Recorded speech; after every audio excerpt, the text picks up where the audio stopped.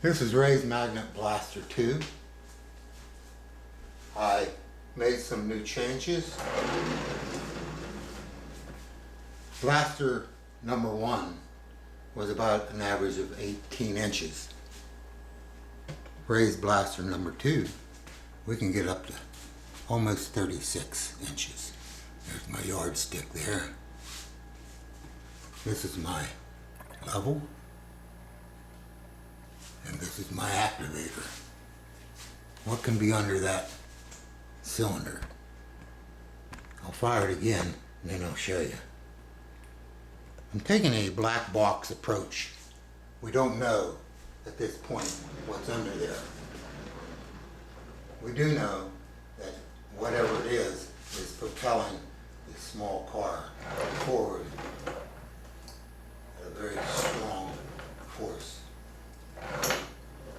So, I'm going to go ahead and fire it again. My pet projects are over unity effects. If the output is greater than the input to reset it, then I call that over unity. Okay? There we go.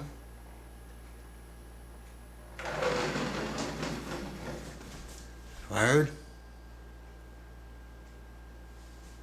Here we are.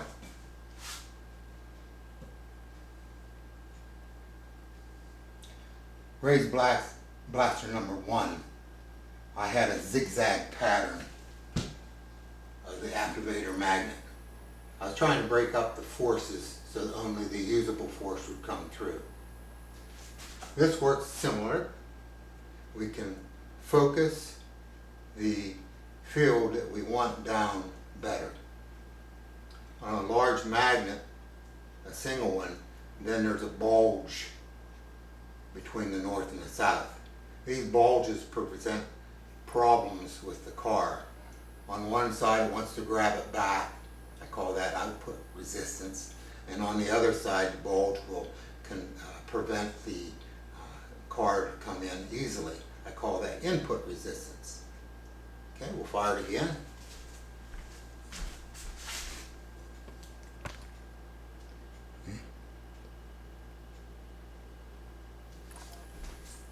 So if we had our activator magnets on a balance beam, we could move that easily in and out of place. If we have a weight going down the track in 2 to 3 seconds, we could lift this with a balance beam pretty easily. So we don't have too much invested there. If we take our time and come back, and it takes 10 or 20 seconds, the energy required to do that is much less than propelling the weight down the track in 2 or 3 seconds. So this is where you'd get your over unity. Okay. We'll put that on there again. Alright. I've never had a lot of success with several gates. You get about 1/3 reduced every time you go through a gate. So if we went 30 inches, then the next gate would be 20, then 10, etc. The input resistances, they're still there, but they add up so quickly that they finally stop the car. The other problem was it never had success in a rotational effect. Then all your magnetics are out of joint. This is more a linear firing.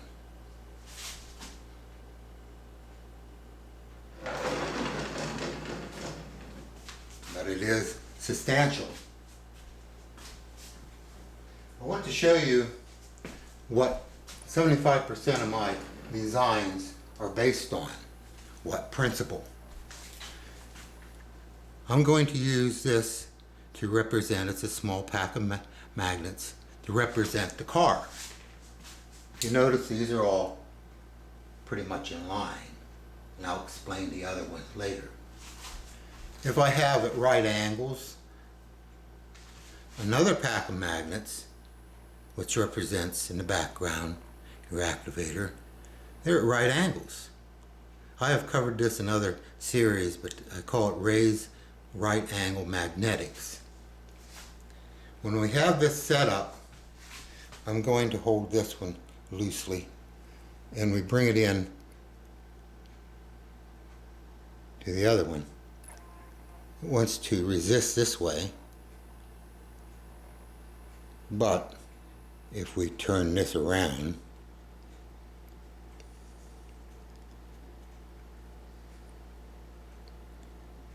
then it will fire that way. Quite a bit of a torque.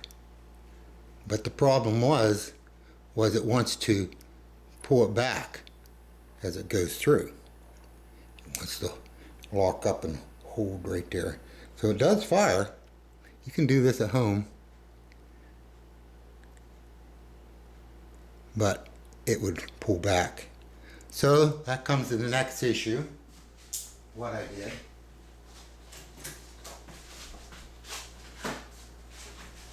I have diverter bars, what I call diverter bars. And these are the ones that are slant. You see those on the car, diverter bars. And they divert the unwanted forces, magnet forces away, so they don't pull or don't resist or pull back. So here's all my schematic.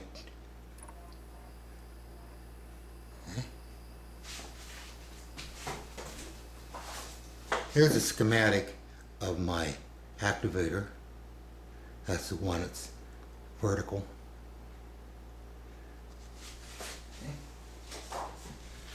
As you can see, the horizontal magnets are all forcing and pulling and shooting and firing this direction.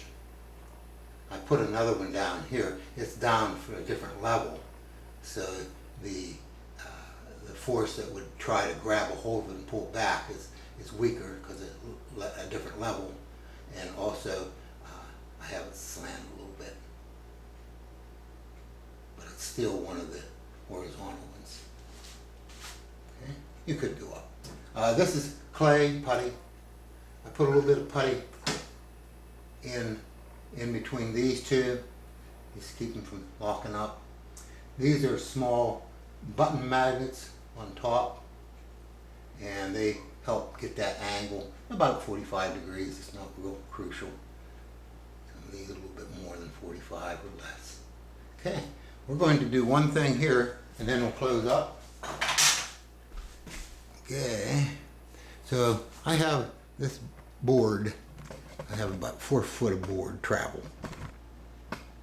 Okay, we'll see what happens. This one doesn't always work because the forces are so strong. And we're going to go ahead and reset this.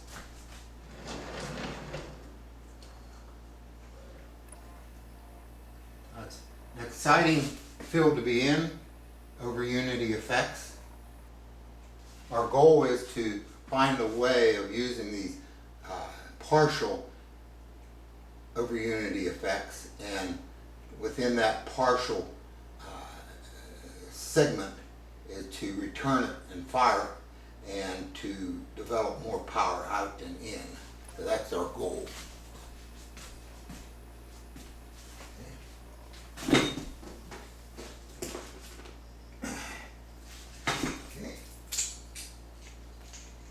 These magnets are not toys.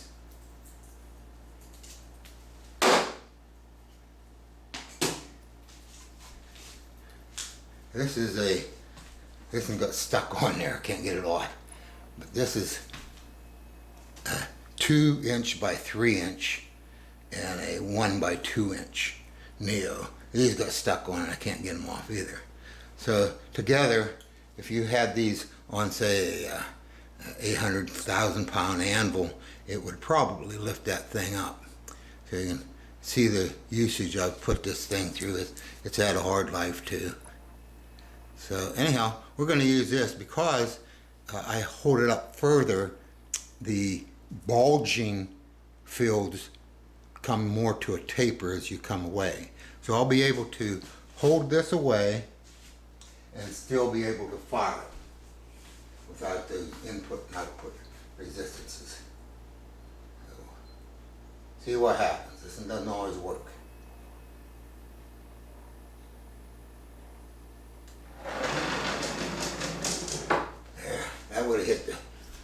4-foot mark pretty easily.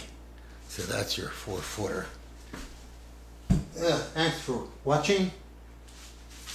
Appreciate all your comments, your ideas. You'll see a buy me a coffee if you'd like to support this work. I appreciate that also. I bought a couple things. I have a push-pull force gauge coming that shows you the forces. So I used that money that I had from the buy me a coffee. They were almost $200 for that. So I am putting the money back into my research. There again, if we had our balance beam, we could lift that up easily. Return this to the reset firing. And then our cycle of firing would be complete and ready to fire again. Don't know if I have that quite set up right, but we'll give it a try.